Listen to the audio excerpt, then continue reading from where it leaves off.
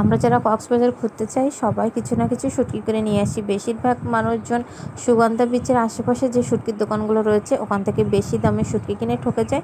তো আমরা শুটকি নেওয়ার জন্য চলে এসেছি কক্সবাজার বড় বাজারে। এটা কক্সবাজার পুরাতন বারবিস মার্কেট থেকে একটু ভেতরের দিকে আমরা চলে এসেছি নিউ মোল্লা শুটকি বিতানে। ওদের আরও অনেকগুলো শাখা রয়েছে, কিন্তু আমরা ওদের পুরাতন যে দোকানটা সেখানে চলে এসেছি। ওদের কাছে দেখেন অনেক আইটেমের শুটকি রয়েছে, বড় থেকে শুরু করে ছোট বিভিন্ন রকমেরই শুটকি রয়েছে। আর এদের শুটকিগুলো অনেক ফ্রেশ। এগুলো হচ্ছে সুন্দরী শুটকি, এগুলা 400 টাকা করে কেজি। এগুলো কাসকি শুটকি, এগুলো ছুরি শুটকি। ছুরি শুটকিগুলো এখানে 1100 টাকা করে কেজি। যেগুলো সুগন্ধা বিচে 1600 থেকে 1800 টাকার নিচে আপনারা এগুলো নিতে পারবেন না।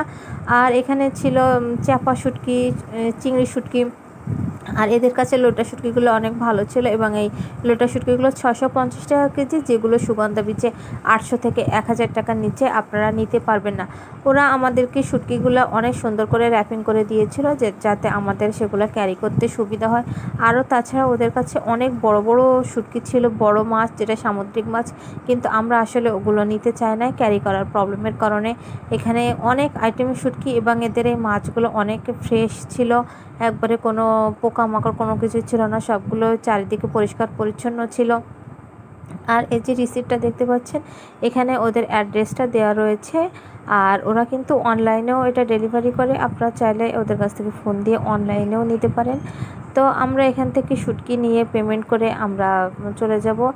আর আমাদের এই ভিডিওটা কেমন লাগলো অবশ্যই জানাবেন। আর কক্সবাজারে গেলে শুটকি কিনতে সবাই একটু সাবধানে থাকবেন, কারণ ওখানে অনেক স্ক্যাম রয়েছে।